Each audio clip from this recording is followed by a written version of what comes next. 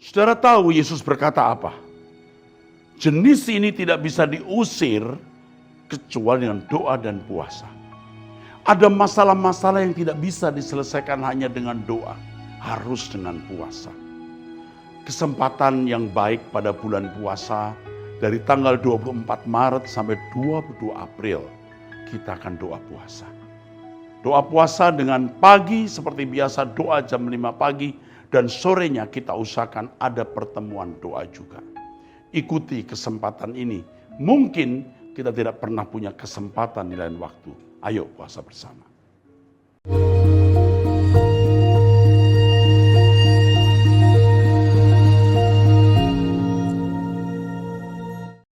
Salam saudaraku sekalian, kita kembali mengikuti Abam episode 544. Dari wanita usia 57 tahun.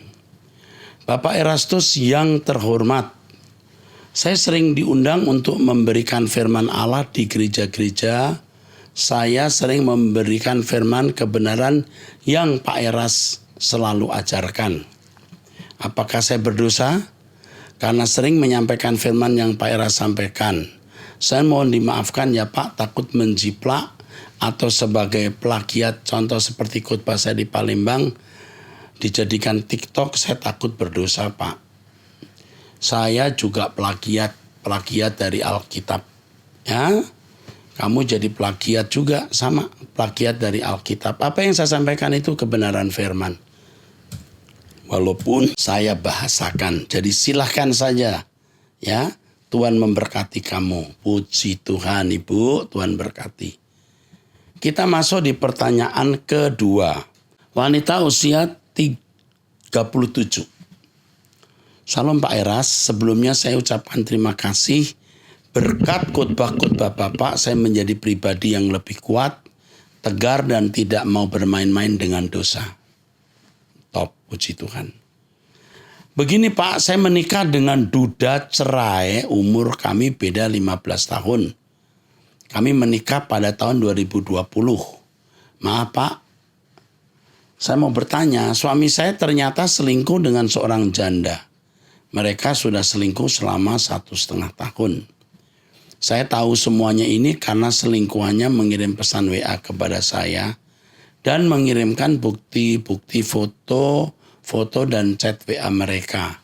Bahkan bukti tiket pesawat mereka berdua keluar pulau selama 4 bulan karena yang saya tahu suami saya ada pekerjaan di sana. Memang si wanita ini ada minta maaf dan menyesal dengan apa yang telah terjadi. Dia berjanji akan mundur dan meninggalkan suami saya. Dan dia yang akan bongkar semuanya kepada suami saya. Tapi nyatanya belum juga. Lalu saya pulang ke rumah orang tua saya Pak. Saya beralasan karena faktor ekonomi. Suami saya sudah tidak bekerja. Singkat cerita suami saya tidak tahu kalau saya tahu kasus ini. Dan dia merasa ditinggalkan karena dia dalam keadaan ekonomi tidak seperti dulu lagi. Akhirnya 3 bulan saya sendiri yang bongkar semuanya kepada suami saya dan dia minta maaf. Ingin memperbaiki segala yang sudah terjadi dan sama-sama saling introspeksi diri. Kenapa suami bisa sampai berbuat seperti itu?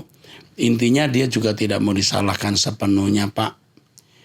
Saya selama berumah tangga dengan dia tidak pernah banyak menuntut dan saya jualan kecil-kecilan di rumah, jarang keluar rumah kecuali acara keluarga atau berbelanja untuk kebutuhan dagangan saya. Saya pribadi sudah memaafkan kesalahan mereka. Kenapa ya Pak, saya kok semudah sekali untuk memaafkan, nggak ada sakit hatinya. Bagus, itu bagus ya, itu bagus. Punya hati seperti ini ya. Dan apa tindakan saya saat ini? Teruslah mencari kebenaran Tuhan bersama saya, doa pagi, bersiap-siap berkemas-kemas pulang ke surga. Ya. Mestinya kamu tidak usah menikah dengan pria yang berkeadaan seperti ini. Kamu pasti tidak tanya Tuhan waktu itu. Tetapi sudah terlanjur ya sudah, sekarang benahi dirimu untuk hidup yang lebih baik nanti di langit baru, bumi baru. Saya takut suatu hari nanti dia akan kambuh lagi dan mencari wanita itu kembali. Sangat ada kemungkinan itu. Kemungkinan itu selalu ada. Tapi jangan memikirkan hal itu. Yang penting sekarang kamu benahi diri kamu dan bisa memberkati suamimu untuk bisa berubah. Kamu garami. Apakah harus tetap tinggal di rumah orang tua saya? Kalau kamu sudah menikah dengan dia minta maaf, kamu mengampuni, tinggallah bersama suamimu dan tegaskan bahwa dia tidak mengulangi lagi perbuatan itu. Sebab sekarang saya sudah merintis usaha di rumah orang tua saya tinggal berdua dengan ibu saya. Oke, sebaiknya suamimu juga tinggal bersama kamu di rumah ibu kamu. Toh dia juga sulit ekonomi, ya. Perbedaan kamu dengan pria ini jauh ya, 15 tahun. Jadi umur dia sekarang sudah 50, iya betul, sudah 52. Ya, sudah tinggal sakit-sakitnya saja. Ya, kalau dia tidak bertobat, ya lebih baik kamu tidak menikah lagi. Kalau dia masih berbuat hal yang sama, lebih baik kamu tidak menikah. Tidak meneruskan pernikahan dengan dia dan tidak usah menikah lagi. Ya, kamu urus mamamu. Saya tidak tahu kamu punya anak tidak di sini. Dan minta petunjuk Tuhan setelah itu. Masih ada jalan baru yang Tuhan bisa berikan kepada kamu. Oke.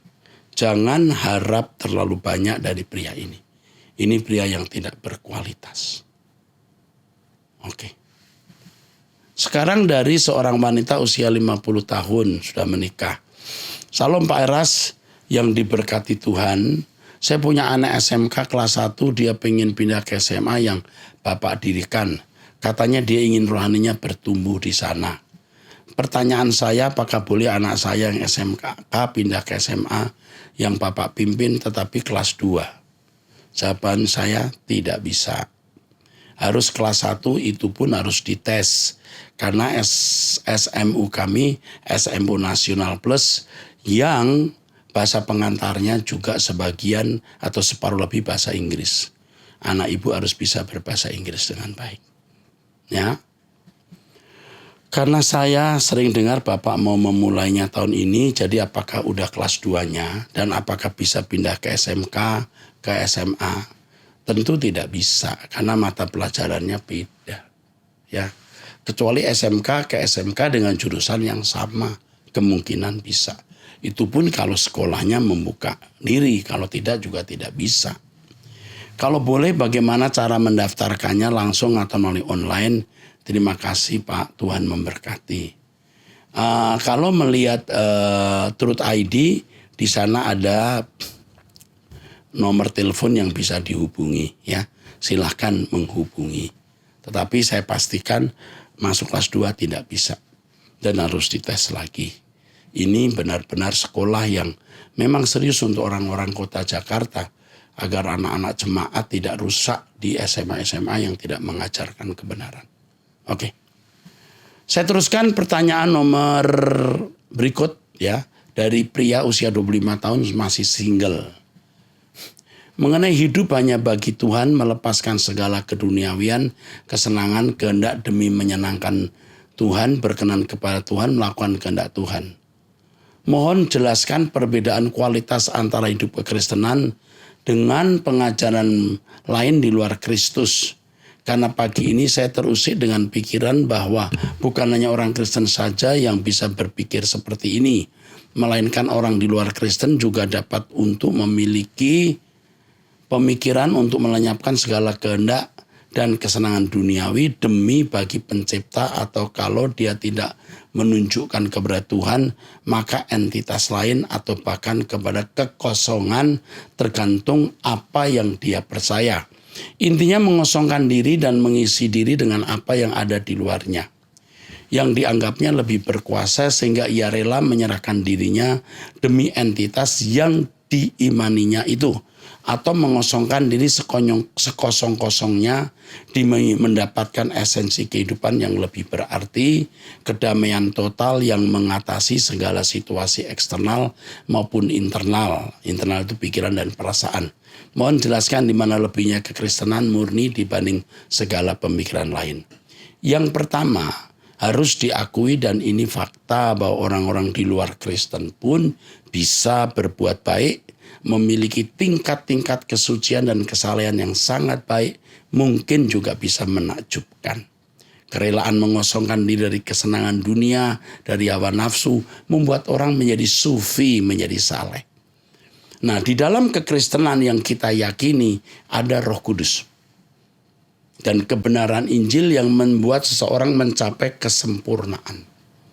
Pengosongan diri seseorang bukan menjadi kosong, tetapi supaya karakter Kristus bisa diimpartasikan. Sehingga orang percaya yang benar bisa berkata, hidupku bukan aku lagi, tapi Kristus yang tinggal di dalam aku. Bukan sekosong-kosongnya. Tetapi kita tidak tahu bagaimana Yesus hidup pada zaman itu. Oleh karenanya Roh Kudus yang menuntun. Dan jarang sekali orang Kristen sampai tingkat serupa dengan Kristus dan bisa berkata hidupku bukan aku lagi, tapi Kristus yang tinggal di dalam aku. Walaupun jarang, jangan tidak percaya. Kita harus mulai. Saya dan saudara harus berani. Ya, itu perbedaannya. Roh Kudus, firman, dan penggarapan lewat setiap peristiwa agar kita mencapai kesempurnaan. Nah, orang Kristen yang benar bukan hanya menjadi baik, tapi mampu dalam segala hal yang dipikirkan, diucapkan, dilakukan selalu sesuai pikiran dan perasaan Allah.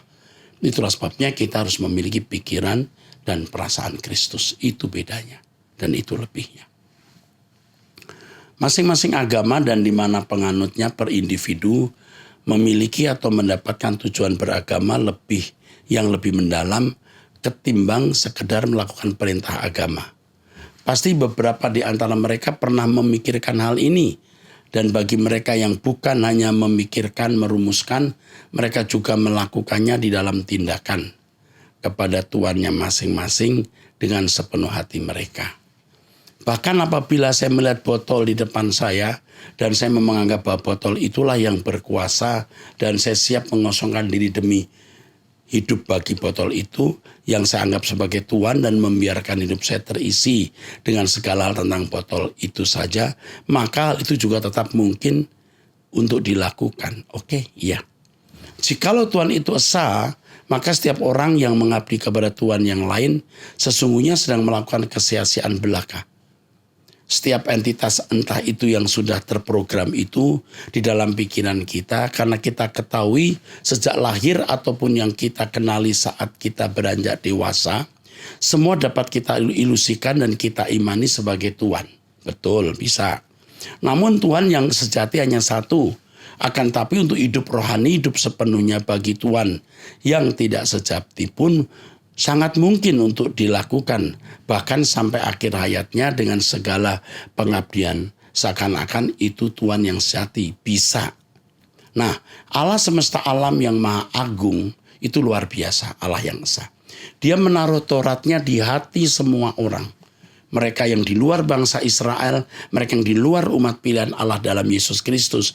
Sehingga memungkinkan orang di luar umat pilihan bangsa Israel, di luar umat pilihan orang percaya, bisa berbuat baik. Dan kebaikannya bisa dihargai oleh Tuhan. Nah, masalahnya ada orang-orang yang menciptakan ilah-ilah atau allah-allah lain, betul. Tetapi kalau orang nuraninya baik, maka dia pun tetap bisa berbuat baik walaupun objek penyembahannya tidak sama seperti kita yang mengenal Elohim Yahweh. Jadi terbuka kemungkinan mereka juga bisa masuk dunia yang akan datang. Tetapi bagi kita orang percaya must be like Jesus, must be perfect, harus sempurna, must be perfect as our Father is perfect. Jadi seperti Bapa di surga, itu bedanya. Orang bisa mengimani apa saja. Nah, satu rahasia yang kamu harus mengerti. Kalau orang nuraninya jahat, maka objek penyembahannya pun juga jadi jahat. Objek penyembahan yang dia ciptakan pasti profil yang jahat. Tapi kalau orang nuraninya baik, Taurat yang ditulis di hati mereka baik, maka objek penyembahannya pun juga baik. Sesuai dengan konsep kebaikan yang mereka miliki. Dan Allah tentu tidak menuntut mereka menyembah Allah yang benar, karena mereka tidak kenal Allah yang benar. Tapi mereka memiliki perbuatan yang baik. Oke, mantap. Maka jelaskan perbedaan kekristenan dengan semua ajaran lain dan perbedaan kualitasnya agar saya percaya dan menyaksikan bahwa inilah yang agung dan yang layak.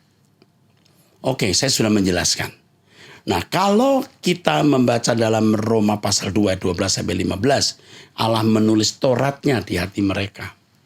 Dan ternyata hukum yang diberikan Allah kepada bangsa Israel yang namanya 10 perintah Allah, the Ten Commandment atau Aseret Het Debarim di dalam bahasa Ibrani atau Dekalog dalam bahasa Yunani, itu memiliki kesamaan dengan keyakinan apa yang baik yang ada di hati banyak bangsa di dunia. Menghargai milik sesama, menghargai orang tua, menghargai pernikahan. Kok bisa mirip? Ya tentu, karena Allah yang menulis Taurat dalam hati mereka. Penulisan itu bukan secara mistik, tapi dari generasi ke generasi, dari Adam terus sampai mereka. Karena Adam pun pasti mendidik anak-anaknya menjadi orang baik-baik sesuai dengan pemahaman baik yang Adam pernah terima dari Elohim Yahweh. Dan ini membuktikan bahwa Israel itu bangsa pilihan Allah. Kok dia bisa punya 10 perintah Allah yang begitu lengkap dan utuh. Sedangkan bangsa lain hanya punya sepotong-sepotong. Nah, luar biasa bukan? Itu lebihnya bangsa Israel mengenal Allah yang benar dan menerima 10 perintah Allah langsung dari Allah. Dan lebihnya orang percaya adalah memiliki Injil, kuasa Injil yang mengubah dengan target sempurna seperti Bapa, serupa dengan Yesus menjadi manusia sesuai rancangan Allah semula, yaitu segambar dan serupa dengan Allah. Siap ya kamu pria cerdas usia 25 tahun bernama Jeremy. Oke, senang menjawab pertanyaanmu. Sayang sekali waktunya tidak banyak, tetapi saya sudah mengekstrak, membuat semacam summary atau itisar, atau semacam abstraksi untuk bisa membuat kamu punya wawasan. Dan saya harap ini cukup membuka, membuat kamu melihat betapa agungnya Injil itu. Dari wanita, ini pertanyaan berikut, usia 50 tahun sudah menikah. Salam Pak Eras. Saya sudah menikah hampir 8 tahun dan belum dikaruniai anak. Saya mau bercerita, rumah tangga saya tidaklah begitu harmonis.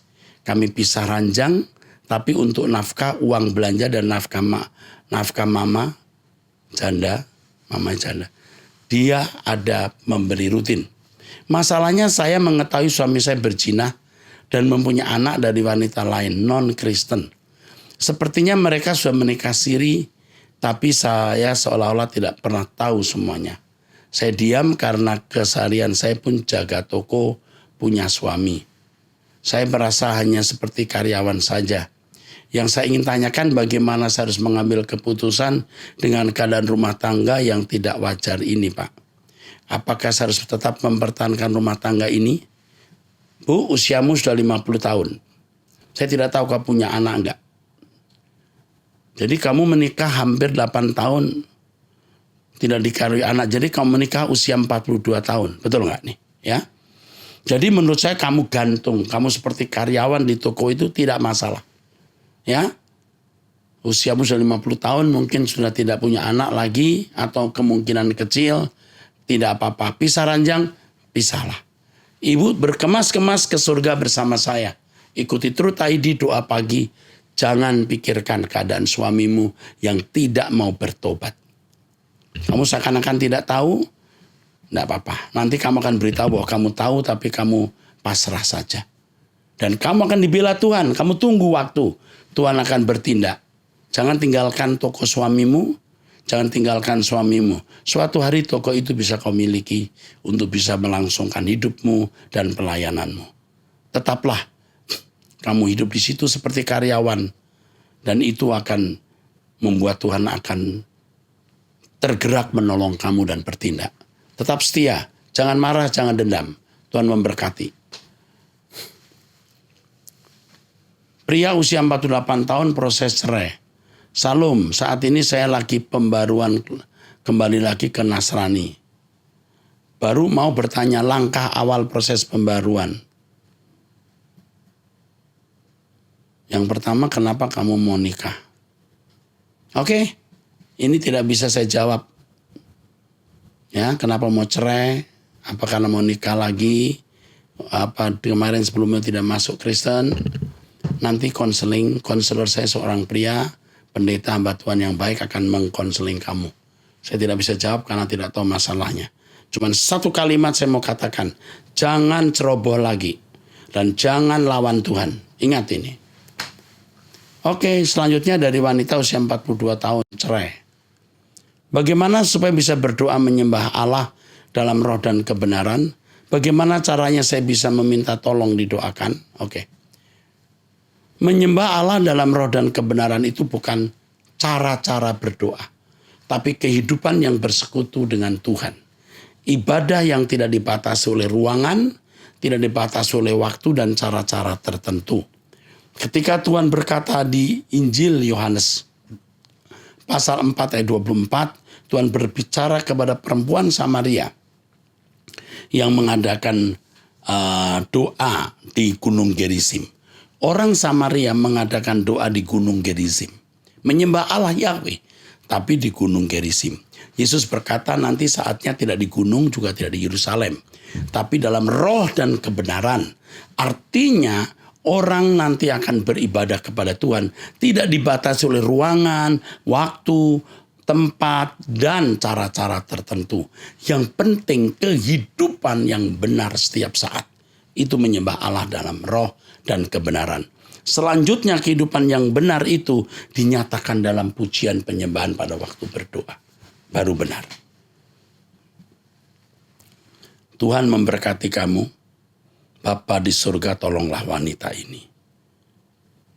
Ya, Bapa, aku mohon pertolonganmu untuk wanita ini. Dalam nama Yesus Kristus. Amin. Kamu kesepian, kamu bingung, karena melewati berbagai kesulitan yang rasanya tidak habis-habisnya. Tapi sejak saat ini kamu mencari Tuhan, Tuhan akan mengurangi persoalanmu sampai kamu bebas dari beban-beban itu. Selamat mencari Tuhan. Selanjutnya pertanyaan berikut dari wanita usia 56 tahun, sudah menikah. Salam Pak Era, saya memiliki putri usia 25 tahun. Sebelumnya dia anak yang sangat taat, ibadah, cinta Tuhan, aktif pelayanan di gereja.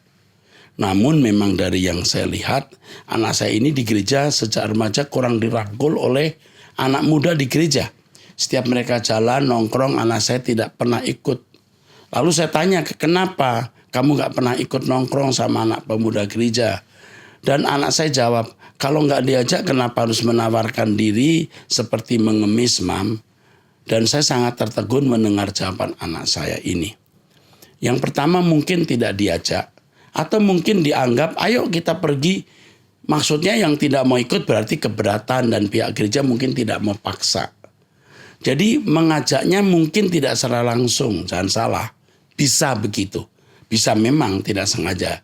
Memang sengaja tidak dibawa, bisa saja.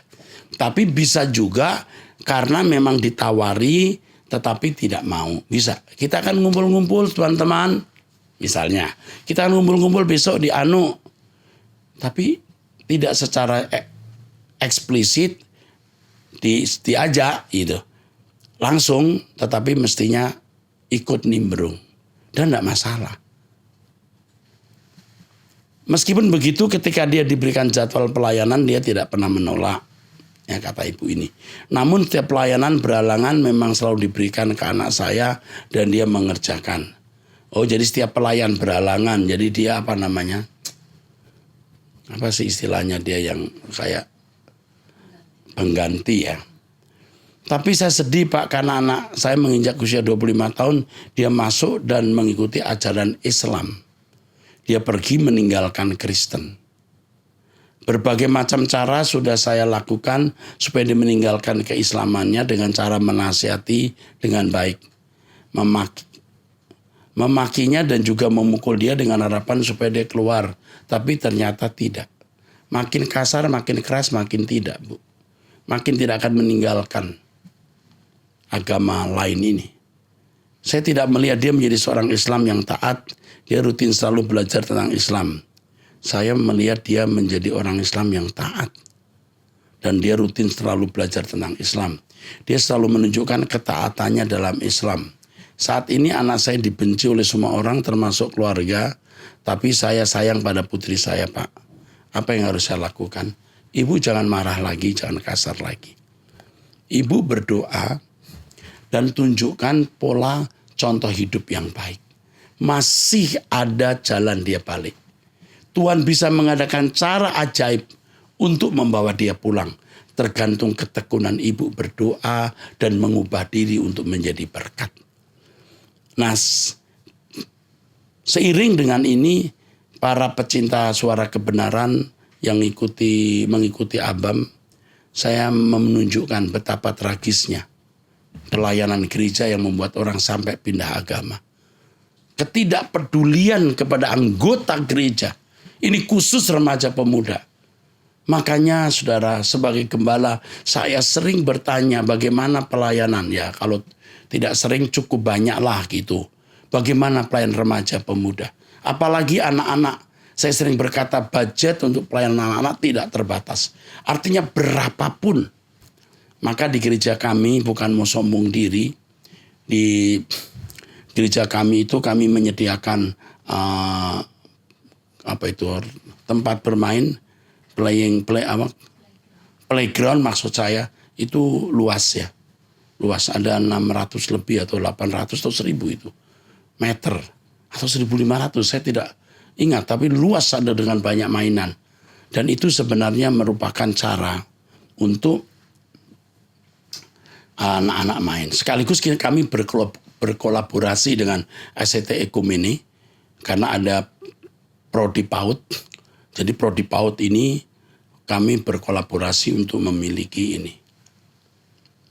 Ruang bermain ini juga untuk praktek Prodi PAUD. Ya, terutama tentu di wilayah Prodi PAUD, maka Prodi PAUD lah yang menggunakan. Tiap minggu gereja bisa menggunakan. Anak-anak harus diperhatikan serius. Membaca ini sedih kita. Orang sampai pindah agama karena tidak diperhatikan dalam gereja. Oke. Sekarang saya masuk ke pertanyaan berikut terakhir ini.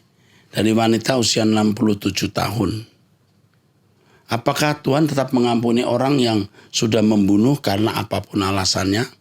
Kemudian jika ia menyesal bertobat akan masuk LP3 mengingat firman Tuhan dalam Keluaran, Bilangan, Wahyu, dan lain-lain. Karena siapa menghilangkan nyawa harus dibayar dengan nyawa juga dan dia tidak akan masuk kerajaan surga. Harus bisa membedakan antara hukum sipil yang diterapkan di kehidupan bangsa Israel dan kehidupan umat perjanjian baru. Kalau di bangsa Israel orang yang membunuh harus juga dibunuh. Tetapi belum tentu masuk neraka. Kalau dia membunuh lalu bertobat secara hukum sipil tetap harus dibunuh. Tapi kalau dia pribadi bertobat tentu dia masuk surga. Dan bagi umat perjanjian baru, kalaupun tidak ada undang-undang sipil atau peraturan sipil, membunuh orang yang membunuh atau menghukum orang yang membunuh dengan hukuman mati, walaupun tidak ada itu, Tuhan tetap menuntut. Kalau orang membunuh harus bertobat, kalau tidak Tuhan hukum dan masukkan ke neraka.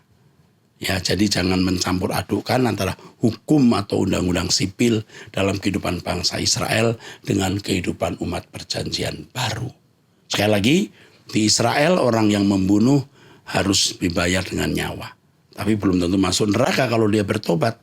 Di perjanjian baru walaupun tidak ada hukum orang yang membunuh mendapat hukuman mati, tetapi Tuhan tetap akan menuntut orang itu. Ia harus bertobat dan diubahkan supaya masuk surga. Sampai jumpa di episode yang akan datang. Tuhan memberkati.